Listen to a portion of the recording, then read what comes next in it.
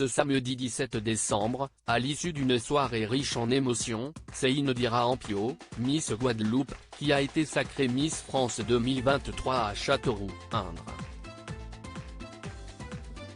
La jeune femme de 18 ans a été plébiscitée par le public et le jury face à ses 29 concurrentes et succède ainsi à Diane Lair. Élue face à Miss Nord-Pas-de-Calais, Miss Franche-Comté et Miss Martinique, ses premières, deuxième et troisième dauphines, la nouvelle reine de beauté a évidemment remporté l'écharpe de Miss France 2023 et la légendaire couronne signée Mauboussin. Mais pas seulement. Grâce à son titre, Inodira Ampio a effectivement eu droit à une liste de cadeaux impressionnante.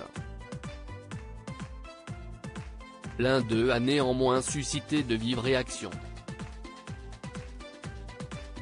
Et pour cause, la jeune femme s'est vue offrir un séjour de 7 jours et 6 nuits en Guadeloupe au club La Caravelle pour 2 personnes, offert par la région Guadeloupe, ainsi qu'un voyage pour 2 personnes Paris-Pointe-à-Pitre en classe business, offert par Air Caraïbes. Or, Inodira Ampio est guadeloupéenne, qui plus est, originaire de Pointe-à-Pitre.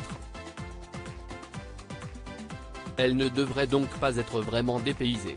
Miss France, leurs incroyables transformations capillaires et elle va être ravie. Miss Guadeloupe sur les réseaux sociaux, de nombreux internautes n'ont pas manqué de commenter cette bourde du comité Miss France, qui a provoqué l'hilarité du public.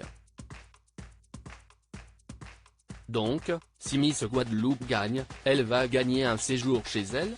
Ou encore imagine, Miss Guadeloupe gagne un voyage en Guadeloupe, ont d'abord écrit avec ironie des utilisateurs, peu avant la victoire d'Inodira Ampio. Et ils ne croyaient pas si bien dire. Je suis mort, ils ont offert un séjour à Miss Guadeloupe en Guadeloupe, Miss Guadeloupe devenue Miss France qui gagne un voyage dans un club médiane de Guadeloupe. En tout cas bravo à Miss Guadeloupe qui a gagné une semaine all-inclusive de vacances en Guadeloupe, elle va être ravie, Miss Guadeloupe, du séjour à Pointe-à-Pitre offert par le comité Miss France, a-t-on pu lire sur Twitter après le sacre de la jeune femme. Article écrit en collaboration avec 6 médias. Crédit photo, capture TF1.